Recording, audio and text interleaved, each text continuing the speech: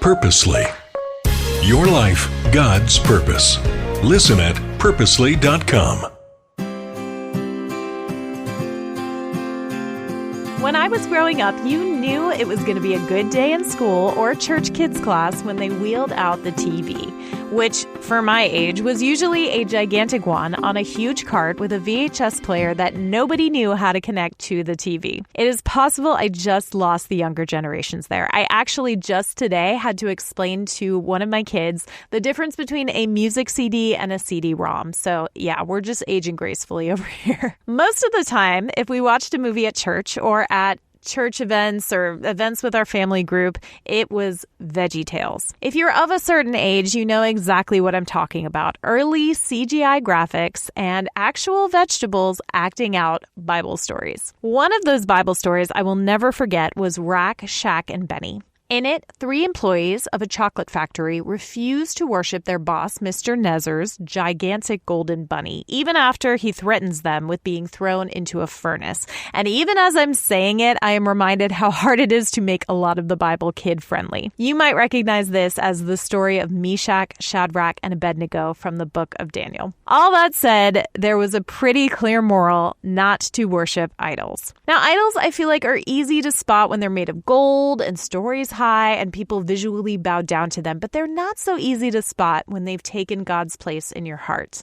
Unless you pay attention to the results in your life of God getting put on the back burner. To me, that looks like feeling disconnected from God, becoming more selfish and greedy and inward focused and more stressed and less at peace. Hey, this is Jen. You're listening to the Bible for Busy People podcast. Now that I've pretty much revealed my age to you, I feel like we're probably pretty good friends. This week, we are talking about what God deems worthless. Today, we're reading in Acts 14, which shows us another picture of idolatry, and Paul calls it what it is. In verse 8, it says, in Lystra, there was a man who was lame. He had been that way from birth and had never walked. He listened to Paul as he was speaking. Paul looked directly at him, saw that he had faith to be healed, and called out, "Stand up on your feet." At that, the man jumped up and began to walk. When the crowd saw what Paul had done, they shouted in the Lycaonian language, "The gods have come down to us in human form." Barnabas they called Zeus, and Paul they called Hermes because he was the chief speaker. The priest of Zeus, whose temple was just outside the city, brought bulls and wreaths to the city gates because he and the crowd wanted to offer sacrifices to them.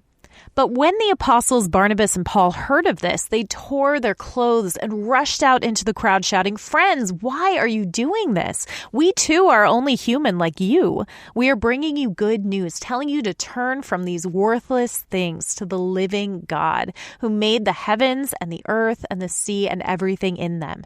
In the past, he let all nations go their own way, yet he has not left himself without testimony. He has shown kindness by giving you rain from heaven and crops in their seasons. He provides you with plenty of food and fills your heart with joy." Even with these words, they had difficulty keeping the crowds from sacrificing to them. Notice that it's good news that we can turn away from worthless things to the God who is worthy of our praise. This brings relief, clarity, and fulfillment, things that just don't come from worshiping a fake God. And idolatry leads us to do crazy things like worshiping people, other human beings. We're seeking any kind of answer to our distress, and we turn to the wrong sources. So much of the Old Testament calls out idolatry for what it is. It calls idolatry worthless. Here's one example in Jeremiah 2. Verse 5 says, "This is what the Lord says. What fault did your ancestors find in me that they strayed so far from me?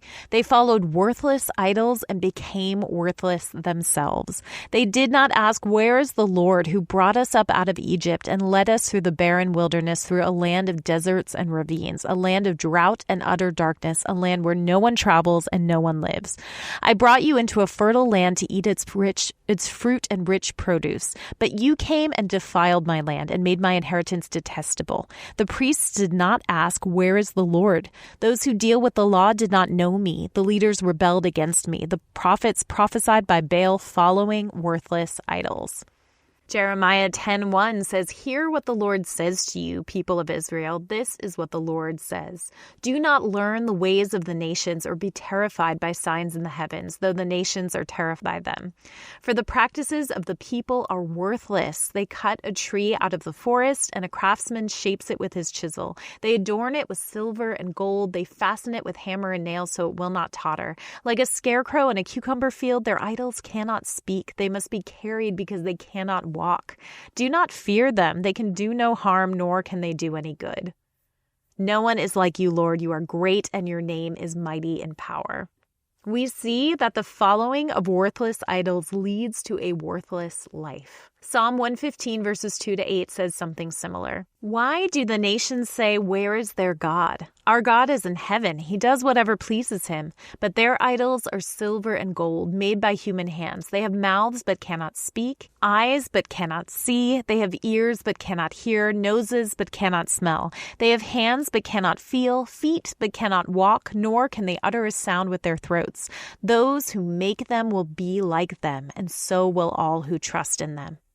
To solve our problems, we create our own gods, and then we seem surprised when they don't do what we need them to do. Only by returning to God and relinquishing control do we find relief. And finally, 2 Kings 17 says in verse 14, "But they would not listen," this is talking about the Israelites, "and were as stiff-necked as their ancestors who did not trust in the Lord their God. They rejected his decrees and the covenant he had made with their ancestors and the statutes he had warned them to keep. They followed worthless idols and themselves became worthless.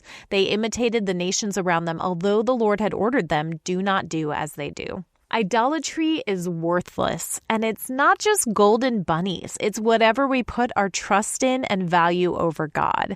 That could be people, that could be things, objects, our cell phones, so many things.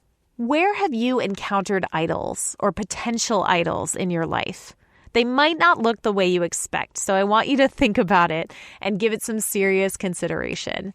And then maybe take those idols like we talked about earlier in the week and just toss them overboard. They are worthless compared to the God who can actually hear, see, and respond to you and meet you in your need. Let's talk again tomorrow on our last day of talking about worthless things.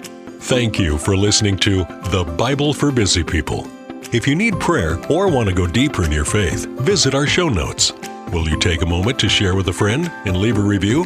It helps the Bible get into even more people's minds and hearts. Find more podcasts that will recharge you at purposely.com.